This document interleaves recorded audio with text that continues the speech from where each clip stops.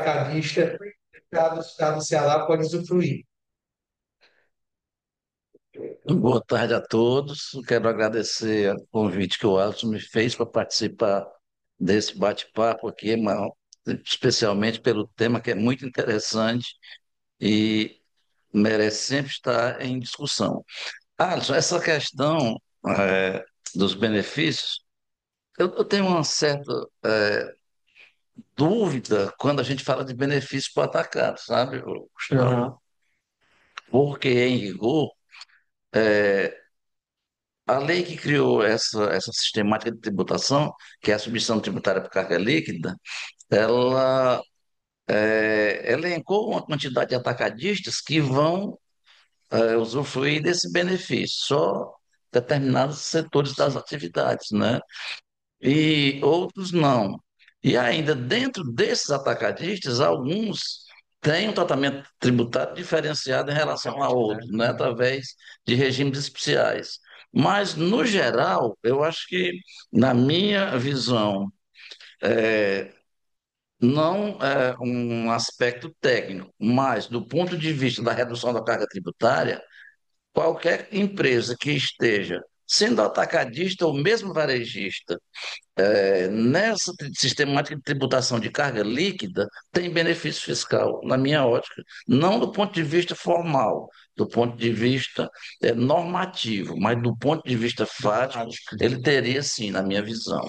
Que é interessante, né? Porque a priori, né, o regime de carga líquida, ele não seria nessa natureza de benefício, né? Ele não viria com o intuito de reduzir carga, né? Na verdade, ele vinha para facilitar uma arrecadação, tanto pelo contribuinte, né, quanto pela própria Cefaz, né, que aí ele faz uma carga líquida, né, que é justamente ele vê o resultado final, quanto ia ficar para o estado do Ceará, e aí ele vem e traz carga líquida.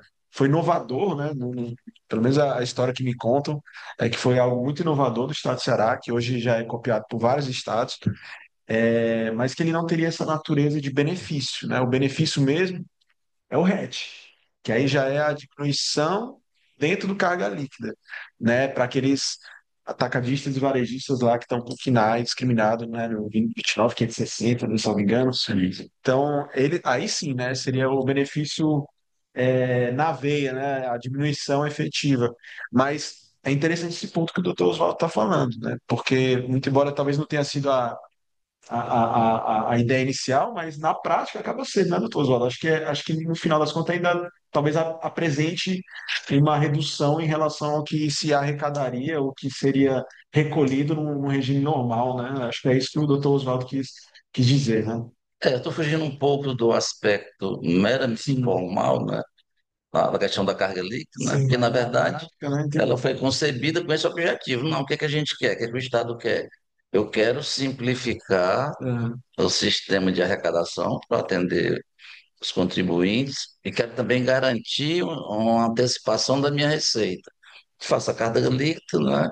Em tese, os cálculos são feitos ali, a aplicação pura e simples da não cumulatividade, deduzindo créditos, colocando o percentual de agregação, mas para vocês que são contadores e que sabem melhor do que ninguém exatamente o que é isso, vocês sabem que você está trabalhando para mais de agregado, por exemplo, 30%. Na margem bruta, muitos produtos a margem é bem maior que isso, né? Então, os contribuintes O que efeito acaba estão tendo, né? em carga líquida seguramente vão ter uma redução, não é, da carga tributária, só pelo simples fato de adotarem a carga líquida, como é o caso do varejo, né? O varejo, por exemplo, fora o FCDV, ele não tem nenhum outro benefício. O varejo em si, não tem varejo a não ser o fundo, né? Desenvolvimento do comércio varejista. E eles fazem uma questão enorme de irem para a carga líquida, exatamente porque, no fim, termina tendo uma tributação menor, né? E aí, doutor, pegando esse gancho, né, resguardadas as meus cumprimentos, né, aos colegas contadores, né, em especial os fiscalistas que estão aí na batalha junto com a gente, né, essa luta diária que é a advocacia tributária, a contabilidade tributária. Mas, doutor Oswaldo, pegando esse gancho, né, embora exista essa discussão a respeito desse conceito mais técnico do benefício fiscal, a gente sabe que fala em benefício, todo mundo se alegra, né? Benefício, o nome já diz, é uma coisa boa. Pois é. E aí o que a gente mais escuta, né, Alisson, é como é que eu consigo esse hedge? Como é que eu faço para firmar esse termo de acordo? Então, o que a gente queria ouvir, até a opinião de vocês, era quais seriam os requisitos para obter esse hedge, quanto tempo geralmente eu demoro, se tem algum regime de tributação específico que eu preciso estar incluído, como é que normalmente isso funciona? Eu diria o seguinte, vocês que são contadores, e principalmente, Lucas, você que milita na advocacia tributária, que isso aí é o sonho de qualquer advogado conhecer contabilidade, né? Que eu acho que é a maior dificuldade que os advogados têm, não é? Eu falo assim como auditor Sim, fiscal, com certeza. ex-auditor fiscal da Secretaria da Fazenda, mas eu sempre tive dificuldade com a parte contábil, porque minha formação é eminentemente jurídica. Mas essa questão do REC também, a gente tinha que ver a qual RET a gente se refere, né? Porque nós temos uma série de RETs na Fazenda que eles trazem, como você falou, benefício para o contribuinte, mas não trazem benefício no que se refere à carga tributária, né? Você tem RET para obrigações acessórias, né? Especificamente para o atacado, é que você tem a carga líquida, e dentro dessa carga líquida tem a possibilidade de ter um RET, né? Que é a aplicação da lei 13.025, que dá uma redução na carga tributária, que vai, creio que 12%. Então, se você é atacadista e tem o RET, que é o Regime Especial de Tributação, da Lei 13.025, aí a situação melhora substancialmente, né? Porque você tem uma redução significativa na carga tributária, você vai trabalhar com uma carga equivalente a 12%, não é? E ainda tem a sistemática de tributação da carga líquida, que por si só já dá uma redução na carga tributária. Então, esse RET, especificamente do atacadista, né, desses sinais que o Gustavo falou que podem usufruir do RET, do regime de carga líquida e ainda tendo o RET, realmente é uma vantagem enorme em relação aos outros contribuintes que não têm essa sistemática de tributação. E isso é tão claro que aqui no Estado nós tivemos uma série de contribuintes que não conseguiram RET em determinados setores e fecharam. Foram à falência porque não tinha condição de competir com os outros. Não tinha a diferença para um atacadista que tem regime de carga líquida, que está nesses sinais que o Gustavo falou, e ainda, além disso, ainda tem um RET, com base na Lei 13.025, ele tem uma vantagem competitiva enorme em relação aos outros. Certo? Mas é importante pontuar que assim, a requisição do RET ele é mais simples do que um FDI, por exemplo. Uhum. Ele não faz a necessidade de um projeto econômico, né, de implantação mais custosa.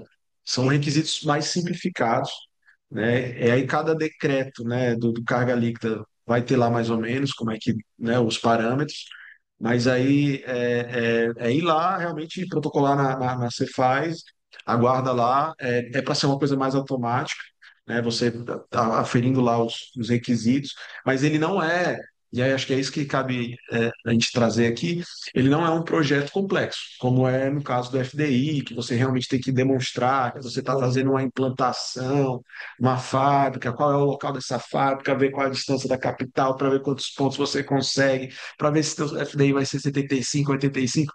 Então é algo mais simples, né? Acho que é isso que é importante vocês saibam, né? Que todos nós sabemos, do que o regime, assim, do que o FDI e tudo mais. Então acho que realmente, como o doutor Oswaldo disse, né? Muitas vezes é causa de extinção das empresas, né? Se você não tiver um RET desse, né? Você competir com alguém que tem. Então todo mundo tem que buscar realmente. E normalmente assim, qual é o prazo médio normalmente quando a gente dá entrada, né, para pleitear o benefício fiscal? E até falando também do período de inovação, de renovação. Conseguir o RET, como é esse período de renovação que eu tenho junto à Cefaz? Perfeito. Salvo engano, a obtenção hoje de um RET está em torno de 2 meses. E aí, salvo engano, e aí assim, a gente tem um setor lá no escritório que é especializado em benefícios. Confesso que eu não fico na frente desse setor, né? Mas a renovação teve um tempo que ela realmente tinha que ser requerida, e salvo engano, não sei se o doutor vai saber, agora é automática essa renovação. né? Antigamente você tinha que ficar requerendo a todo momento, e isso causava uma série de empecilhos, porque você ficava alguns períodos, Imagina. né, desassistido ali do teu hatch, né? E aí depois vinha um hatch, convalidava esse período. E aí, justamente para facilitar isso, se não me engano, agora é um pouco mais automatizado, né? Não está mais tendo esses intervalos sem hatch, né? Isso foi sanado pela Cefaz. Então, acho que são essas informações em relação a Mas, ô, Gustavo, que o problema que nós temos com o RET hoje, o- para os contribuintes, o problema maior que eu vejo, e isso acontece, é o requerimento, o pedido de RET em atividades que não estão nos quinais, é o primeiro, sabe? E é impressionante como a quantidade de pedidos, eu digo porque eu ando, ainda continuo lá pela secretaria, e vejo a quantidade de processos de contribuintes atacadistas pedindo RET de atividades que não estão sim, no decreto 29.560. Só para lembrar, né, Gustavo, os quinais iniciais estavam na lei, a 14.237 de 2008, se não me falha a memória. Mas a lei autoriza o executivo a criar novos quinais. Quando o decreto 29.560 de 2008 veio regulamentar a lei, aí já foi ampliando a quantidade de quinais, ou seja, mais contribuintes para utilizarem a carga líquida tanto no atacado quanto no varejo. E mais recentemente, né, a gente estava conversando aqui com o Alisson e o Lucas sobre alguns quinais que obtiveram RET através de decretos específicos, né? Porque hoje, ou você está no 29.560 para entrar na carga líquida, ou não tem direito, teria que ter um decreto só para você. E a Fazenda não vai fazer um decreto para um contribuinte, né? sim. Teria que ser um KNAI e aí é complicado. Você chegar e dizer, eu quero um RET, não estou no KNAI, mas eu estou pedindo. Complica, né? Mas todo mundo quer um hatch para chamar de seu, né? Aí o problema que a gente tinha nos pedidos é a quantidade de processos da secretaria. Esse setor da secretaria estava muito é, frágil em termos de funcionamento, que é a parte de consultoria em normas, né? Na época, Você, há uns tempos atrás, você não conseguia um RET em menos de 6 meses, 8 meses, né? Hoje está um pouco melhor, né? Porque essas análises estão sendo mais ágeis, né? Estão sendo mais ágeis, pelo sistema que está sendo adotado. Essa posição que o Gustavo colocou foi excelente para a Secretaria da Fazenda e para os contribuintes, porque normalmente, não é, Alisson, esses RETs têm um prazo de duração.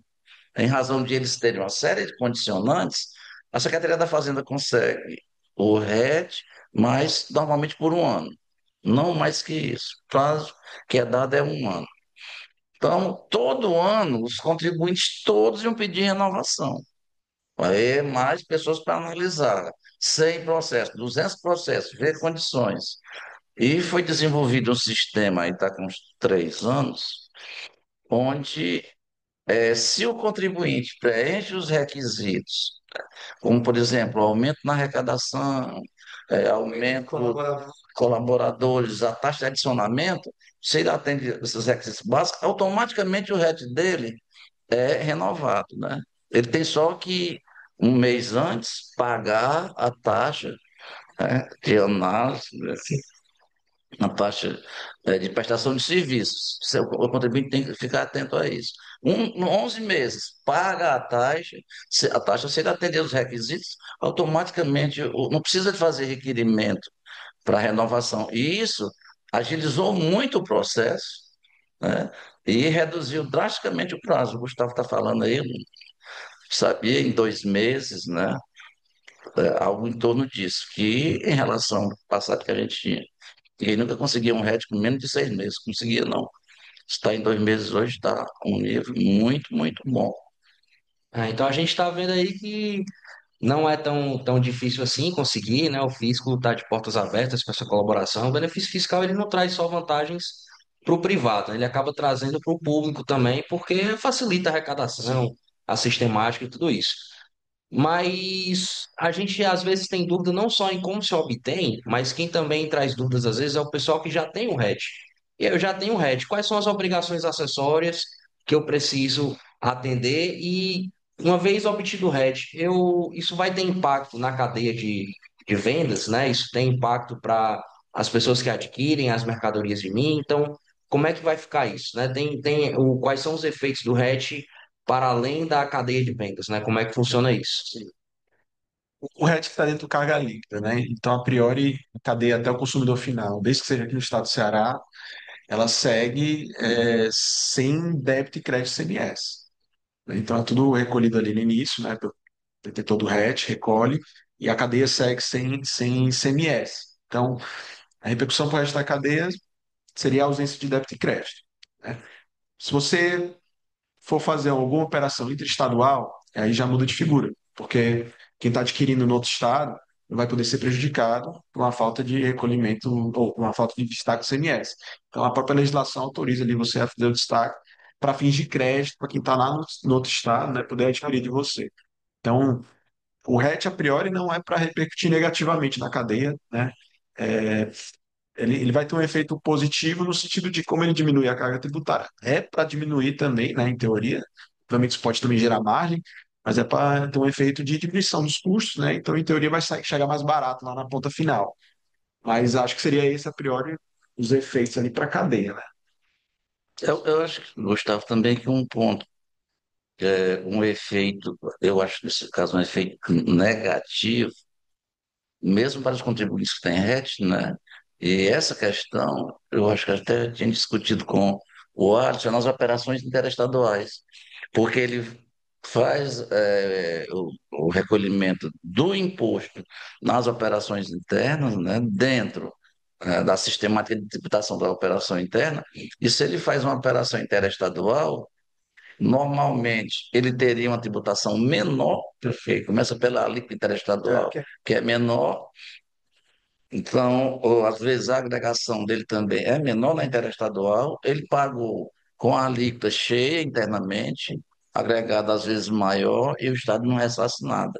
perfeito. Esse é uma dificuldade que os atacadistas têm para fazer operações interestaduais, os que trabalham com o RED. Eles não conseguem fazer muitas operações interestaduais porque eles terminam suportando uma carga tributária maior do que o devido, né? As operações externas, como o Gustavo está colocando, o efeito para o consumidor final deveria ser um preço menor dos produtos, né? Deveria ser um preço menor dos produtos, porque realmente há uma redução substantiva na carga tributária, né? Se o consumidor não tem essa redução, isso vai para o bolso de alguém, e aí vai para o atacadista, né? O atacadista tem, claramente, ele tem uma larga vantagem. Se ele não reduz o preço dele, ele está ficando com a parte que foi reduzida, né? Que no caso, por exemplo, da cesta básica, a nossa legislação diz, olha, você tem que repassar A redução, a né? redução para o consumidor final. Você tem que demonstrar isso, né? Aqui nesses RETs não exige nenhuma obrigação deles. E as obrigações acessórias, do ponto de vista da contábil e fiscal são basicamente as mesmas. A obrigação pior para o RET, né, são as condicionantes, né? Que o Alisson está comentando. As condicionantes, sim, são complicadas por quê? Você vai ter uma redução na carga tributária, você vai ter, a tua base de tributação vai ser menor. No atacadista, por exemplo, tem uma redução de 8% hoje, 8 não está fazendo, não ajustou ainda, mas antes era pelo menos 5, 6% a menos. Como é que você reduz sua tributação e vai ter um aumento na receita? A ideia do RET é essa. Eu vou reduzir a tributação para você aumentar seu faturamento. Tanto é que uma das exigências para você permanecer no RET no ano seguinte é que você tenha aumento de faturamento, aumento de recolhimento de ICMS, né? E taxa de adicionamento positiva. Não adianta só você aumentar o seu recolhimento, você tem que aumentar a taxa de adicionamento também e aumentar o faturamento. Então, fica essa questão: como é que eu vou pagar menos imposto, em tese, e vou ter que aumentar o meu recolhimento de ICMS? Estou pagando menos e O volume tem que ser maior, né? tenho que aumentar bastante o volume, né? É um pouquinho complicado. Se bem que em relação a isso, a Fazenda até que atenua, né? Diz, não, mas justifique aí, por que é que você não aumentou a sua arrecadação, né? Além também de, como tu falaste, Alisson, o número de empregados, né?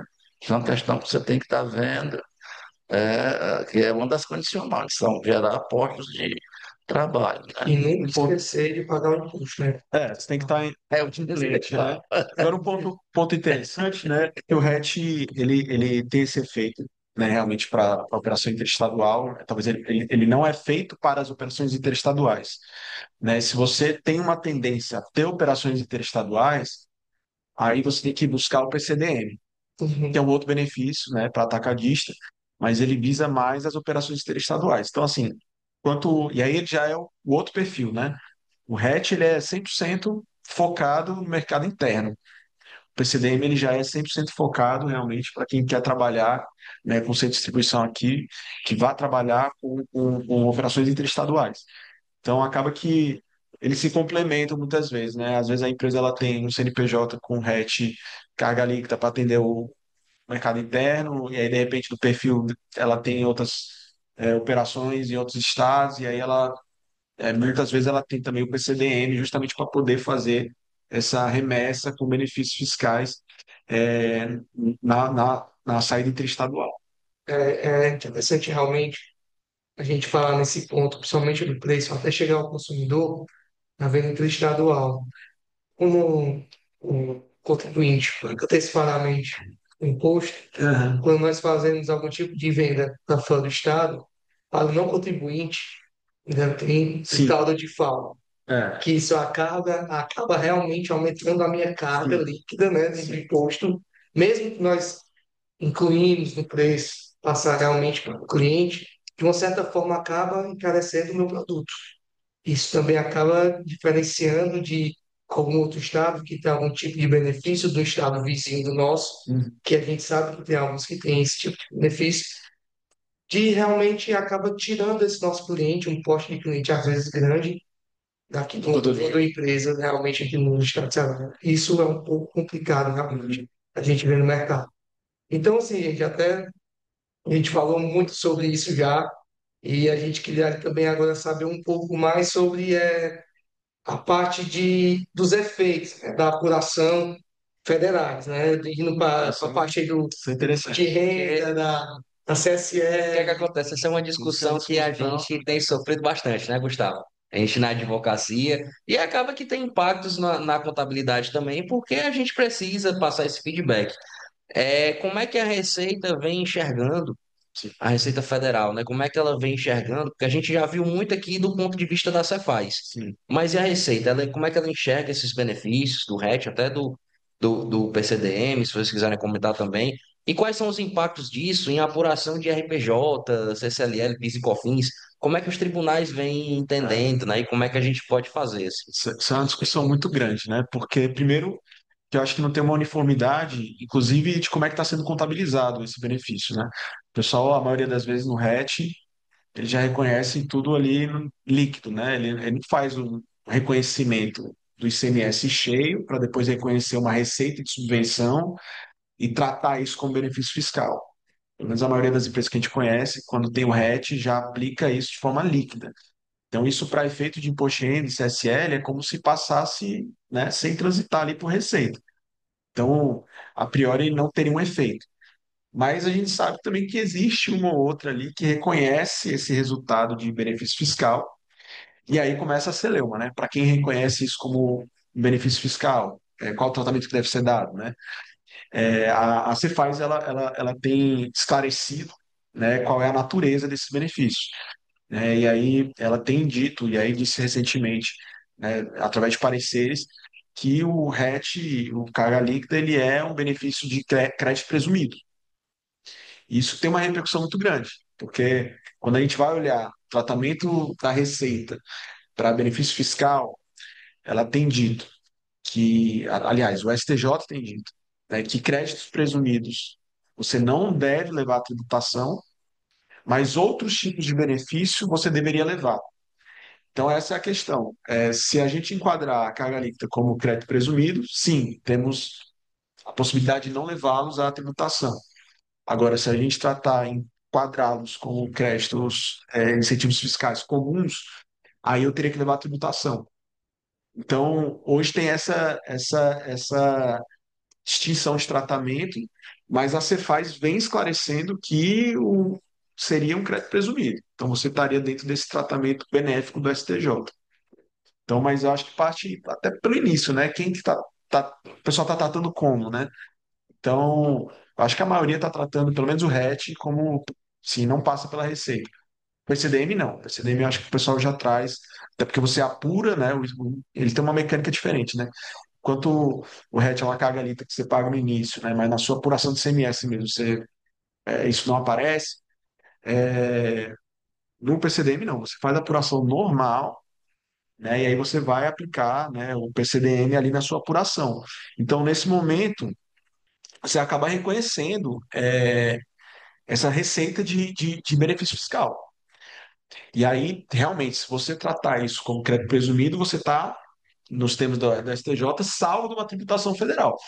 Mas para a Receita Federal, a priori, não sendo crédito presumido, você teria que levar isso à tributação, imposto de renda, CSL, PIS, COFINS. Então, você tem um ganho no ICMS, mas você teria 34% de tributação federal do PCDM, tá? Se você não conseguir fugir dessa discussão.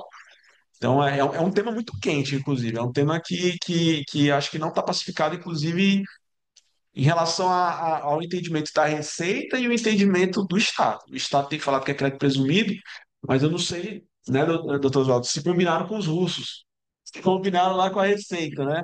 Mas o fato é que a Cefaz, ela tem tratado como crédito presumido e tem esses pareceres, eles ajudam muito os contribuintes em eventuais questionamentos da Receita. Você tem um documento, própria Cefaz dizendo que se trata de crédito presumido, a natureza de crédito presumido, até para, se você precisar entrar com ação judicial, também já é um documento bem robusto para uma discussão. Né? Você não está sozinho dizendo que aquilo ali é um crédito presumido e a Receita Federal falando que não é. Eu acho que até pela mecânica, eu acho que sim, o PCDM seria um crédito presumido, porque você tem realmente um percentual, né, que você vai aplicar ali nas suas vendas interestaduais, naqueles, conforme o seu termo de acordo, mas enfim, se assemelha muito à mecânica de um crédito presumido. Né? Apesar de, originalmente, né, a legislação ela não previa essa denominação de crédito presumido, né? A legislação originalmente ela não fala que é um benefício do tipo crédito presumido. E é isso que talvez a Receita vá olhar. Mas a mecânica é de crédito presumido. Né? Apesar acho que a legislação fala de diferimento, eu sei que do FDI ela fala de diferimento, agora eu estou tentando lembrar se do PCDM também fala de diferimento, mas é um crédito presumido na prática. Né? É isso que a Cefaz esclareceu mais recentemente, e por essa razão que a gente entende que é crédito presumido também. Tá? E aí você se salva, né, de uma tributação, né, de imposto de renda, CSL, PIS e COFINS, né, por conta dessa situação. A gente, antes de iniciar aqui essa discussão, estava conversando aqui com o Lucas e o Alisson sobre a natureza jurídica Sim, do, dos benefícios que o Estado concede, né? Esse nosso sistema tributário realmente é muito complexo, né? A gente tem um tema que é muito caro para nós hoje, que é a reforma tributária, e isso traz muitas divergências entre a gente e o fisco, mas para o contribuinte é sofrível ver trabalhar com essas legislações do Estado, do município, da União, né? E chega a um ponto desse onde os fiscos estão em conflito, né? E outro ponto também que a gente discutia aqui é o próprio comportamento do fisco ao descaracterizar os institutos tributários, né? O Lucas estava lembrando, olha, como é que você dá um diferimento para um determinado tributo e, ao final, o contribuinte que teve o diferimento não paga mais nada, né? é, O diferimento, caracteristicamente, é a postergação do momento do perfeito. pagamento, né? Posteriormente, esse imposto tem que ser pago. O FDI hoje, que a Secretaria da Fazenda emitiu um parecer reconhecendo como crédito presumido, A mim me parece que isso não se enquadra como crédito presumido. Na verdade, como o Lucas tinha comentado, isso é uma isenção branca. Você dá um diferimento aqui e não cobra o ICMS no final. Isso é uma isenção branca. E o resultado no final é do não recolhimento do ICMS. Eu até que entendo que no modelo do FDI anterior, a gente qualificar esse tratamento tributário como diferimento estava certo, porque efetivamente havia uma dilatação do prazo para pagamento, mas encerrado os 36 meses, que era o prazo que era dado, o contribuinte pagava o valor, ele pagava com dinheiro do Estado, porque o Estado dava o dinheiro, mas do ponto de vista fiscal, não havia a dispensa do pagamento do imposto.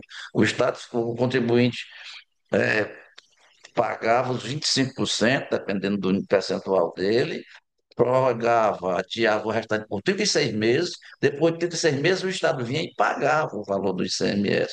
Né? Então, efetivamente, aí caracterizaria um diferimento. Mas nesse modelo que nós adotamos, que a Fazenda adotou a partir de 2002, mais ou menos, não tem nada de diferimento mesmo, não. Isso é uma isenção, né? E o que acontece, a meu ver, no PDC, o PCDM, pode ser caracterizado como um crédito presumido? Pode. Agora, o Estado, ele chama de diferimento e faz a mesma coisa. Você vai fazer a apuração, importou um produto, vou vender para outro Estado, eu faço a venda, destaco o ICMS da operação, os 12%, e tenho um crédito de até 75%. Quando eu vou fazer o pagamento real, eu vou pagar 25%, 40%. Ou seja, se eu apurei 100, por que é que eu não vou pagar os 100? Vou pagar só 40. 60, então, a modalidades, na meu ver, eu concordo com o Gustavo, se enquadra na categoria do benefício fiscal crédito presumido. Apurei um valor, né, que até do ponto de vista contábil não seria nem, eu deveria considerar o crédito antes de apurar, né, e aqui não, eu faço a apuração e depois faço a dedução, né, mas na verdade poderia se caracterizar como um crédito presumido. Agora, no caso do FDI e no caso do atacadista, que a Secretaria da Fazenda vem emitindo os pareceres e é uma atitude louvável do fisco estadual, né? Sim, Porque se ele não faz isso, sim. vai deixar o atacadista daqui em péssimas situações. Então, eu acho que aí foi até uma forma do Estado dar um suporte jurídico para que os contribuintes Perfeito. atacadistas possam contestar essa exigência da Receita Federal, mas eu ainda me incomoda muito dizer que esse benefício é um crédito presumido, sabe? Eu me apeguei muito assim à questão dos benefícios fiscais, né? Eu não diria nem ao purismo da forma em si, mas dá a cada categoria o seu real efeito jurídico. No tempo que eu tive lá na secretaria, quando eu estava na parte da tributação, era uma questão que eu tinha muita cautela para não misturar os institutos jurídicos, como a gente faz, por exemplo, com submissão tributária para frente, submissão tributária para trás e diferimento. São institutos diferentes. Os efeitos jurídicos da submissão tributária para trás é diferente do diferimento. Infelizmente, nós mesmos, do fisco, não fazemos essa distinção. Nós tratamos diferimento como submissão tributária para trás, quando na realidade não é. São dois institutos jurídicos com efeitos distintos. Mas nós na secretaria não fazemos essa distinção, infelizmente, sabe? É um problema que você cria e dificulta cada vez mais a interpretação da legislação tributária. Isso é verdade. Cada vez mais você dificulta a vida do contribuinte por um comportamento do fisco que ele próprio distorce os conceitos jurídicos e dá um efeito que não é próprio daquele instituto. Então, se o fisco faz isso, como é que o contribuinte vai agir? O Vai fisco na mesma faz isso, linha, os tribunais fazem vai isso, na mesma linha. E fica tudo uma por salada. orientação até do fisco, que o fisco é quem está dizendo. Essa questão também, eu não atuo na área judiciária, tive vendo essas decisões do STJ, tem assim, umas discordâncias, porque, a meu ver, o ICMS é um tributo de competência estadual. O Estado aplica suas regras, né, relativas à tributação do ICMS. É claro que esses institutos que o Estado vai aplicar são institutos que vêm do direito tributário e que foram concebidos com base na ciência do direito. O instituto em si deveria ser o mesmo, né? Devia ser o mesmo, não devia ter diferença entre um crédito presumido do Estado e um crédito presumido da União, né? Mas eu nem sei como se a União trabalha o crédito presumido na parte operacional. A gente vê nos tributos federais, eu não lembro assim, Chips, cofins, de alguns ver e muito pouquinhos, né? TI. E o Estado trabalha com isso muito. E se o Estado entende que um benefício fiscal é crédito presumido, ou se uma determinada conduta tributária que ele adota é benefício fiscal e ele reconhece como tal, eu não sei até que ponto caberia à Receita Federal dizer que aquilo não é benefício fiscal, né? Eu acho que essa questão que você está se colocando, a mim me parece que se a Receita explicitasse, olha, benefício fiscal do Estado que eu vou considerar para efeito de exclusão da base de cálculo do imposto de renda e do PIS/COFINS, somente, teria que fazer, dar uma definição, porque do jeito que está, leva fatalmente a esse conflito, né? Porque você não sabe qual é. A Receita diz, isso aqui não é benefício fiscal, o STJ diz, não, eu só aceito como benefício fiscal para a aplicação desse benefício e direto ainda, se for crédito presumido. E os outros benefícios, né? Redução de base de cálculo não é benefício? É Pois é, complicado, né? Para ele o fez essa. contribuinte, a situação do contribuinte é difícil no momento A desse. impressão que a gente tem, assim, observando as decisões, é que o STJ, primeiro, ele trouxe essa ideia, né, de que o benefício fiscal concedido por um Estado não pode ser tributado pela União, né, porque isso feriria, né, o Pacto Federativo, aí vai muito Sim, na direção do que o doutor Zó está falando, ó, poxa, eu dou um benefício, aí vai lá a União e tira 34% do potencial desse benefício, é um absurdo, né? E aí a impressão que a gente tem é, primeiro ele deu esse tiro de canhão, e depois eu acho que veio uma pressão muito forte da União. E aí ele, nesse momento, ele recuou. E aí ele fez essa distinção. Não, peraí. Se for crédito presumido, eu mantenho esse meu entendimento. Se for outros tipos de benefício, aí a Receita pode chegar e tributar. E aí teve um outro problema disso, porque existem estados que concedem créditos presumidos e existem estados que concedem outros tipos de benefício. O Ceará, por exemplo, pelo menos na legislação, o nome que era não era crédito presumido. Só que os estados vizinhos são crédito presumido. Então o estado do Ceará se viu o quê? Isolado.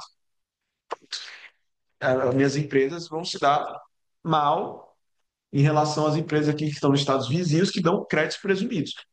Então a Secretaria de Fazenda se atentou para isso, e aí, de fato, eu acho que tem um pouco de margem para a gente interpretar pela mecânica, né? Ah, tem um percentual ali que é aplicado dentro da sua apuração a título de benefício. Será que isso não seria um crédito presumido? Eu acho que não foi forçado, entendeu? Assim, eu acho que, de fato, pela mecânica, a gente consegue falar que é um crédito presumido, muito embora a legislação ela falasse de diferimento, que eu até concordo também, que o doutor Oswaldo falou brilhantemente, que é um diferimento que é o quê? Primeiro, se você tem um espaçamento, né, um alargamento do prazo de pagamento. E lá na frente é que você tem a efetiva redução.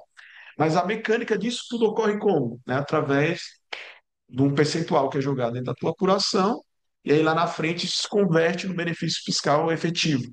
Né? Mas essa mecânica, então, seria um diferimento com uma redução pela mecânica de um crédito presumido. Então, eu acho que tem margem sim para a gente defender que é o crédito presumido.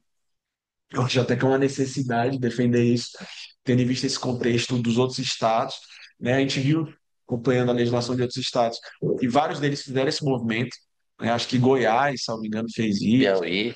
né? Eles E já aí emitiu pareceres e trabalha basicamente com crédito pessoal. perfeito, Resolveu o problema, né, para os atacadistas perfeito. deles, né?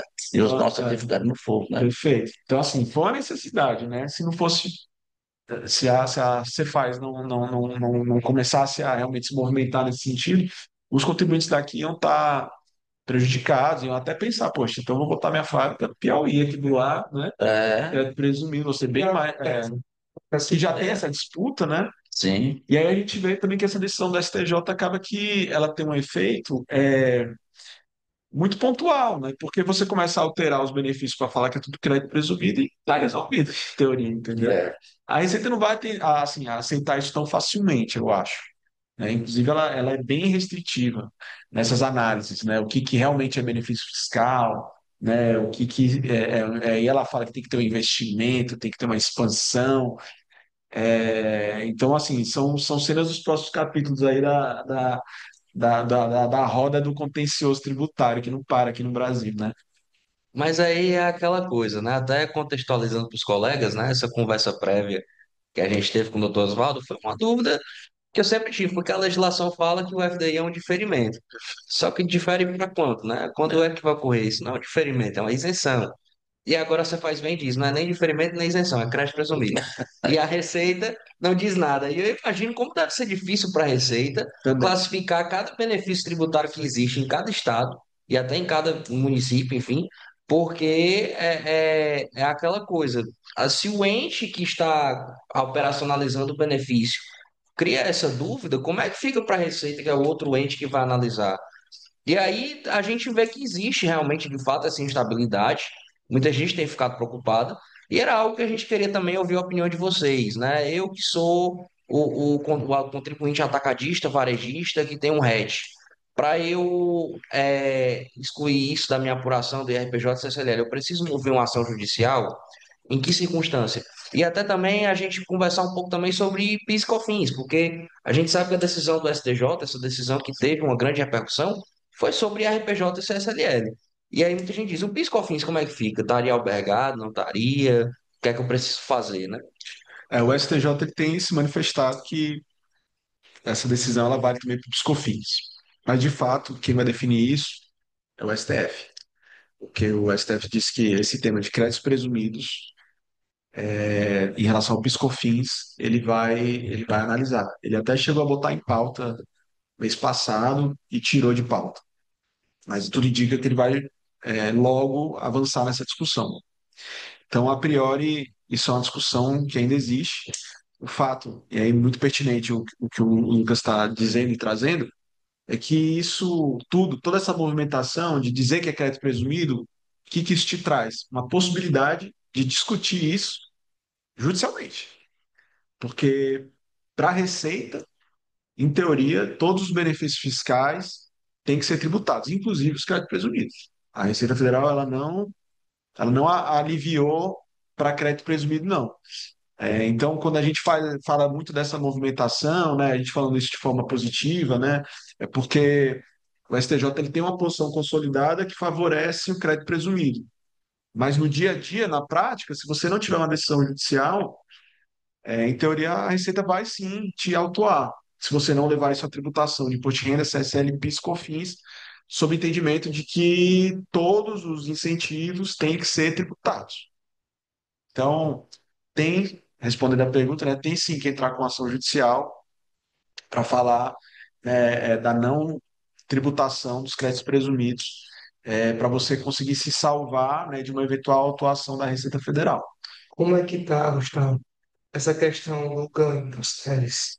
Já teve alguma Tem. ganho? Aí até é interessante, porque eu estava vendo por esses dias, fizeram um mapeamento, algum instituto desse, eu vi no Conjur, um desses sites, o Lucas deve conhecer bem, de advogado, né? Clássico. Que aí eles estavam mapeando essa tese do crédito presumido. E aí parece que 90%, 89% das decisões eram favoráveis. Aí algum instituto, eu não vou saber dizer o nome, fez esse mapeamento. Porque como o STJ já definiu isso, né, as instâncias inferiores tendem a replicar. Então, 89% das decisões estavam sendo favoráveis Isso no caso de crédito presumido. de crédito presumido. Né? Só Agora, se for outros benefícios, aí a questão deve ser 89% contrária. para corroborar com o que você está Seguida. dizendo, no caso da Receita, ela efetivamente está autuando os contribuintes, né? E essa forma de autuação hoje é muito prática, né? Ela simplesmente pega as declarações do contribuinte, aí notifica e diz, justifica que tem um contribuinte que eu tenho acesso à contabilidade dele, faço parte tá, de um comitê, e ele simplesmente recebe as informações, aí diz, justifica que esses valores aqui que você deixou de incluir na base de cálculo do PIS/COFINS. Ele diz, não, isso aqui é benefício fiscal do Estado. Aí ele diz, não, você tem 10 dias, 30 dias para refazer a contabilidade e tributar. É 7 milhões de reais. Quer dizer, onde é que eu vou arranjar 7 milhões de reais? De 3 anos. No outro dia, passados 30 dias, já chega o auto-inflação pelo domicílio tributário, 7 milhões de reais. Meu Deus, eu vou fazer o quê? Né? Aí você está falando que já tem esses precedentes judiciais que pode ajudar o pessoal, né? Realmente é uma complicação que precisaria ter mesmo uma reforma tributária para dar um Alguém, pouco de alguém tem que, transparência e desenvolvimento. tem que começar o sistema, né? E até você quer falar um pouco sobre reforma, E né? é isso mesmo, esse é o próximo ponto. Ah, Cliffhanger, né? Chegou, né? Chegamos aí no próximo ponto, realmente saindo um pouco dessa parte mais jurídica e falar do assunto do momento. Sim. Já estamos chegando aí em 2026, onde as ansiedades já começam a bater É. a porta, né, de quem vai começar realmente as suas obrigações, digamos assim. Aham. E falando um pouco realmente da reforma tributária, né? A gente queria escutar um pouco de vocês, no entendimento de vocês, quais são os impactos, né? O que é que realmente espera tanto para os contribuintes hoje que tem um RET, né, como os que ainda estão pensando realmente pleitear junto ao Estado, né? E o que, assim, o que nós podemos dizer Sim. do cenário? É um cenário otimista ou não? É uma excelente pergunta, né? Vamos começar aqui, né? O fato os benefícios fiscais do ICMS vão acabar. Então, a gente vai começar a sentir o efeito disso a partir de 2029. A partir de 2029, o ICMS ele começa a cair 10% ao ano, e aí o IBS começa a subir 10% ao ano. E aí até 2032. E aí em 2032 o jogo vira só IBS. E a partir dali é vida sem benefício fiscal. Eu tenho uma posição, a priori, né, um pouco preocupada, né, em relação a como é que vai se dar realmente a atividade econômica aqui no Ceará, no Nordeste em especial, sem benefício fiscal. Talvez para atacado, não sei qual seria o efeito, né? Porque ainda tem uma força logística que é importante, né? O cara tá com CD aqui, a Amazon, eu acho que mesmo sem benefício, ela vai ter um CD aqui para desaguar logisticamente, né? No Nordeste, ele precisa dessa agilidade. Mas para a indústria, às vezes, ela não precisaria estar aqui.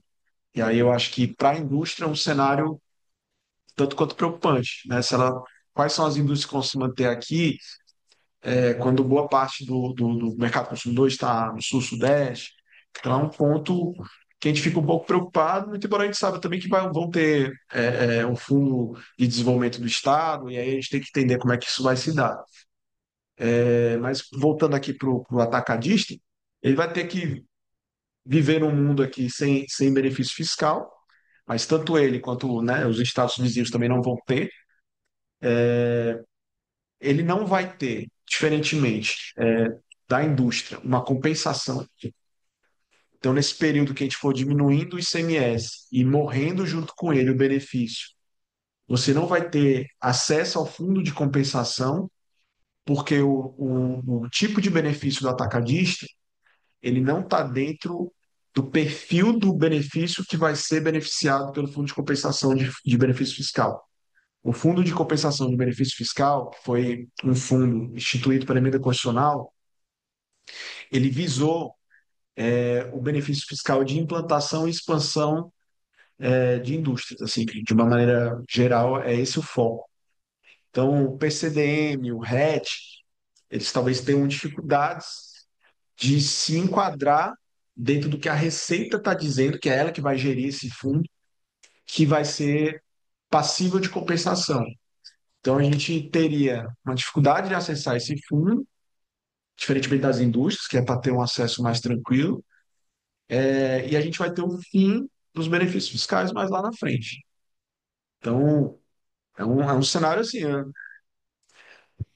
é difícil ser otimista, né? Assim, né? Mas a gente vai dar um jeito, com certeza, de sobreviver e se adequar, né? Eu acho que as empresas vão ter que ser cada vez mais eficientes, né? Vão ter que realmente ver qual é a sua força, né? Acho que a questão logística vai ser primordial, mas é um cenário que a gente vai ter que estar muito preparado para enfrentar. Eu acho complicado essa questão da reforma tributária no que se refere aos benefícios fiscais, né? Porque o primeiro cenário que a gente tem nesse modelo tributário que está sendo adotado hoje é a supressão da competência, né, normativa dos entes tributantes, né, de estados e municípios. Por outro lado, os benefícios fiscais do ICMS já estavam com data Verdade. pré-determinadas para extinguir, né, que é 2032. Em tese, as empresas já deveriam ter se organizado para, a partir de 2032, viver sem benefícios fiscais, não era? E isso também, a Lei Complementar 160, teria que ser a nível nacional. Agora, para o atacado, eu não vejo como possa, a partir de 2033, ele ter algum subsídio do Estado, porque o Estado não vai ter como conceder isso, já que ele não pode legislar sobre o IBS, né? Tem uma legislação federal. A criação do fundo, como o Gustavo já disse, o fundo de compensação vai ser direcionado para as empresas. Agora, o Estado pode criar um fundo, né? Ele deve fazer isso, né? Para os seus contribuintes. Ninguém sabe como é que vai ser isso, mas tem a previsão na emenda constitucional da criação de fundos, né? Que o Estado poderia adotar, não sei, mas em princípio, sobre a ótica da legislação posta para os contribuintes, eles têm que se prepararem para melhorar seus procedimentos, se tornarem efetivos e viverem as próprias expensas, sem contar com nenhuma ajuda do fisco, né? Em princípio, nós não temos, não. Assim, benefícios fiscais para o atacadista é uma situação difícil, né? E não só no Ceará, isso vai ser Caso, no Brasil como um todo, né? Porque a legislação é federal. é um Pra- efeito até bom nesse sentido, né? Porque a gente sabe também que tem É, estados que estão muito agressivos, né? é, Espírito Santo, Santa Catarina, são muito agressivos lá no Norte, né? benefício, Goiás, que também, às vezes, né, esses produtos vêm para cá, né? Também por intermédio dessas importações que ocorrem lá de Santa Catarina, Espírito Espírito Santo, Santo, né? Paraíba, a gente sabe também que tem os Pará, benefícios muito fortes. Então, assim, Goiás, pode ser né? também que seja um efeito positivo, assim, esse efeito talvez seja positivo. Eu acho que, no geral, vai ser ruim, a meu ver, para o consumidor final, né? Sim, Porque essa parte dos certamente. benefícios Isso vai desaguar vai no desaguar no bolso do preço consumidor final. final e a reforma feita pela emenda 132 foi essencialmente no consumo, então quem vai suportar todo esse ônus vai ser o consumidor final, né? Principalmente na parte de serviços, né? Isso aí. Então, se a gente trabalhar com o IVA dual, com a carga como estão sendo projetados, de 27, 27,5, para serviços, por exemplo, é lógico, vai ser não cumulativo, eles vão ter direito ao crédito, mas dá uma bruta elevação, né? Pelo menos para essas atividades que não estão no Simples Nacional. Porque preserva o Simples, tudo bem, mas as que não estão no Simples Nacional, né?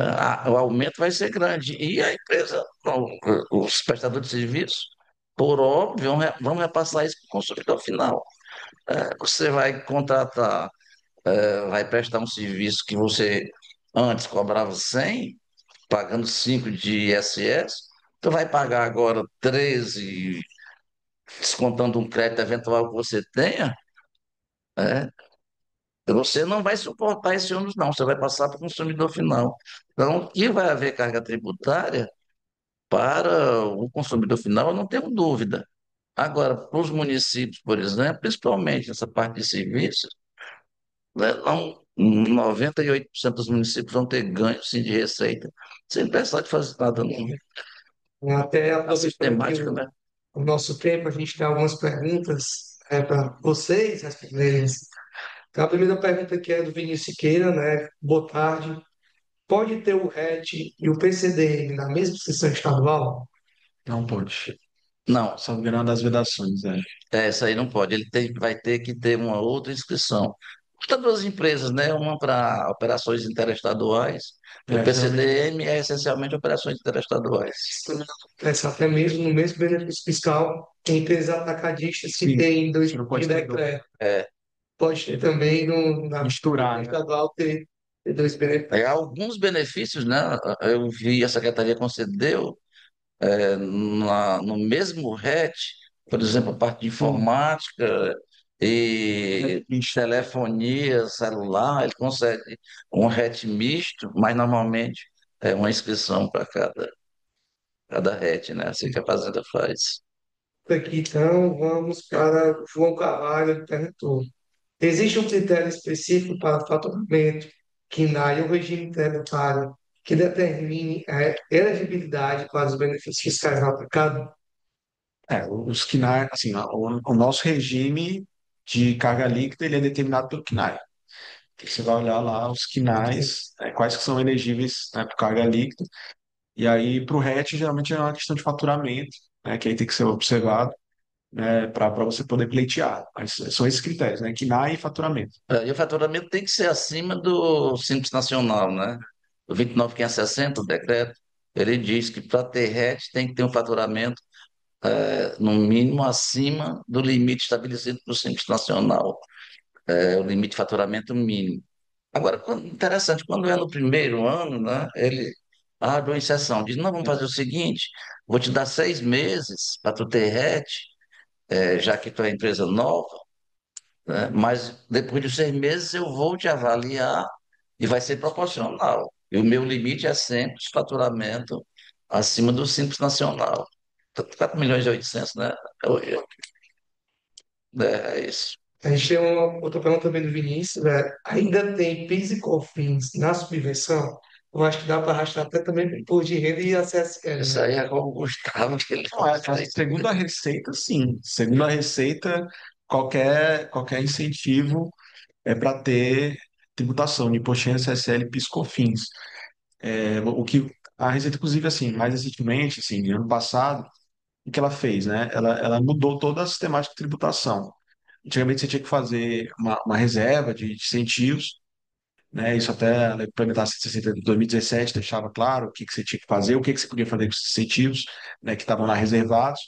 E agora, a partir de 2023, 2024, ela alterou isso e ela falou assim, ó, tudo vai ser tributado e agora você vai ter um crédito sobre as subvenções que você conseguir provar para mim que você realmente fez um investimento, que você é, adquiriu maquinário. Então ela botou uma série de requisitos.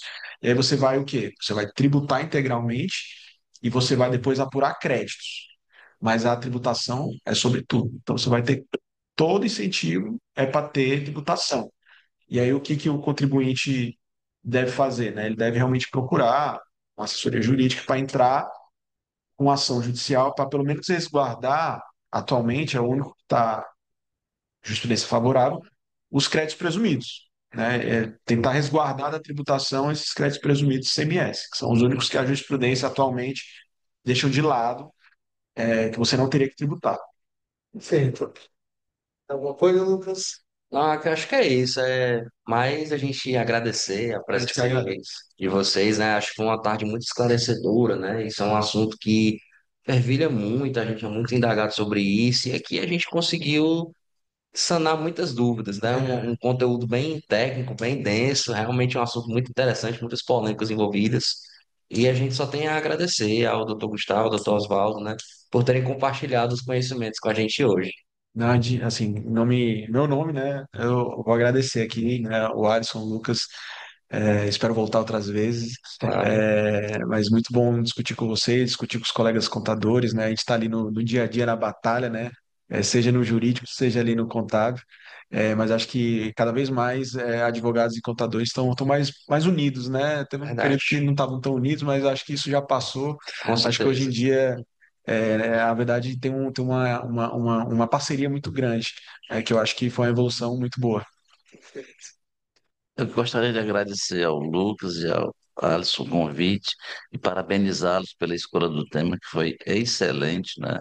Esse realmente é um dos temas que, no âmbito da Secretaria da Fazenda, mais dúvidas geram pelos contribuintes devido aos procedimentos que a Secretaria adota. E o tema de vocês foi bastante esclarecedor. Parabéns pelo evento. E eventos como esses devem reproduzir, porque realmente, para os contadores, para os advogados, para os contribuintes, é uma ação que traz muitos esclarecimentos e melhora o comportamento de todos eles. Muito obrigado a vocês e parabéns. Obrigado, gente. A gente se encontra no próximo. Um abraço. Tchau, tchau a todos. Obrigado pela participação.